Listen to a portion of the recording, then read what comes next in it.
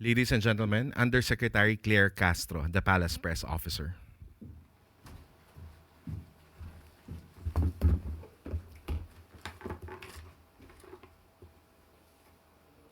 Magandang araw, Malacanang Media. Welcome sa ating briefing ngayong araw. Handa na po tayong sumagot sa inyong mga katanungan.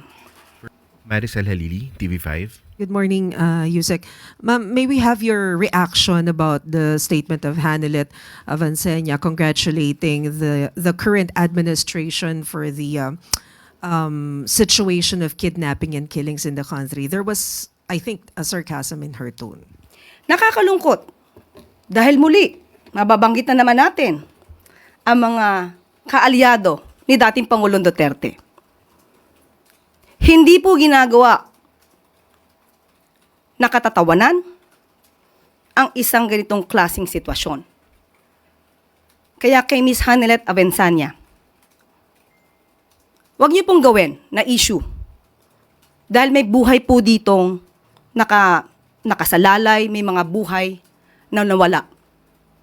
Huwag niyong gawing issue ito at gawin niyong katatawanan ang gobyerno. Hindi natin malaman bakit ganon ang naging attitude ni Ms. Hanelet. Parang ikinatutuwa pa ba niya na may mga ganitong sitwasyon sa bansa? Hindi ba dapat bilang Pilipino, nagkakaisa tayo upang ang bansa natin ay umangat? Hindi lamang para sa taong bayan at para na rin mapakita natin sa buong mundo na ang Pilipinas at ang mga Filipino ay nagkakaisa. Huwag silang gumawa ng gulo dahil hindi po yan maganda. Huwag nila simulan ang gulo sa pamamagitan ng pagbibigay ng ganitong mga klaseng remarks o pananalita. Ang Pangulo po at ang administrasyon ay kinukundina ang bawat krimen na nangyayari sa bansa.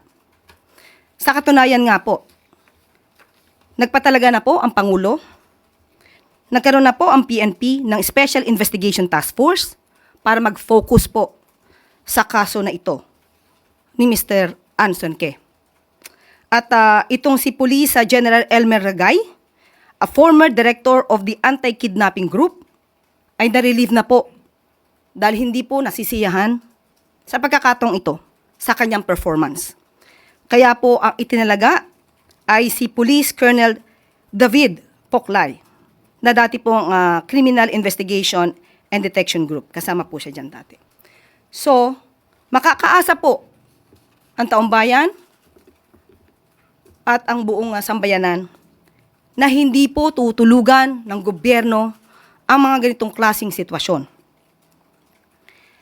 Pananatilihin po natin na magkakaroon ng hustisya. Bibigyan natin ng hustisya ang dapat nabigyan ng hustisya at hindi po natin hahayaan na mangyaring muli ang naganap sa mga naging biktima ng EJK.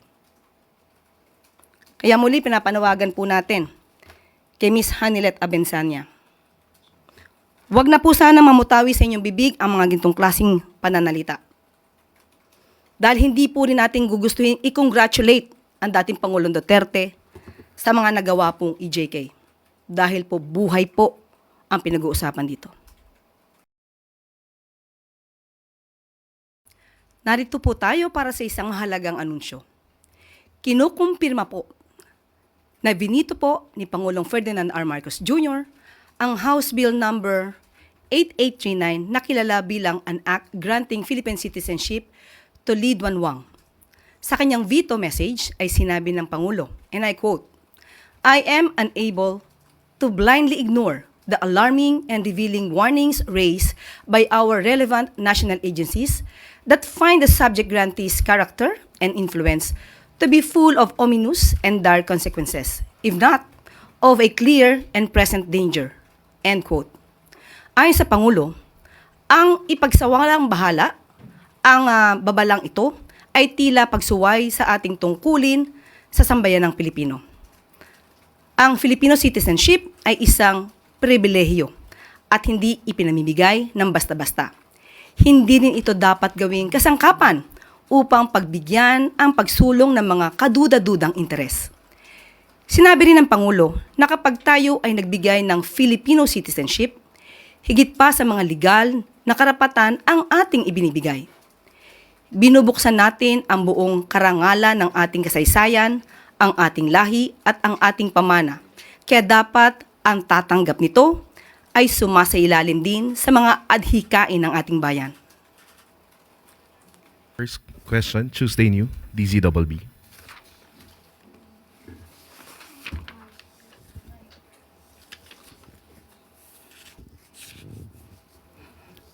Hi ma'am, I was about to ask kung ano po yung basis sana ni Presidente for vetoing that legislative naturalization. Pero since nabanggit na po ninyo, I understand yung sinusulong nilang legislation for that, ma'am, ay supported by majority of the senators. So is there any message of the President to the senators na nagbabak dito sa legislation na ito?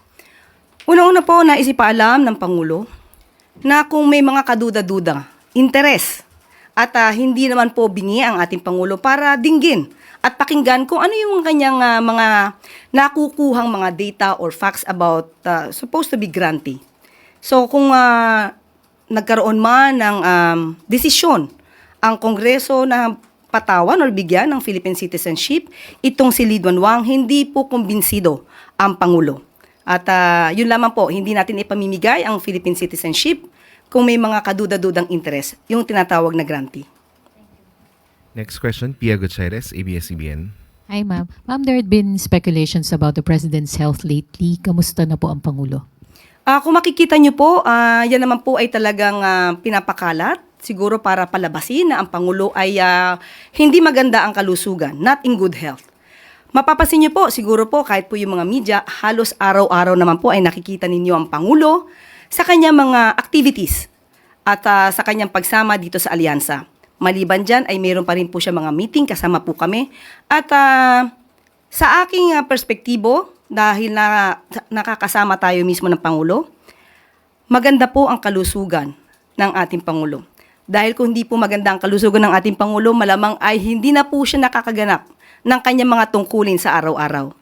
At ang aking pakiusap lamang po sa mga fake news peddlers, wag niyo pong gawa ng kwento ang Pangulo patungkol sa kanyang kalusugan. Hindi po yan maganda para sa ating bansa. Dapat po ipagdasal pa po natin na maging maganda ang kalusugan ng mga namumuno sa atin. At iwasan po nila na magbigay ng speculation kahit hindi po doktor ay nagpapakadoktor sa social media. At dito na po, natatapos ang ating briefing sa araw nito. Maraming salamat po para sa Bagong Pilipinas.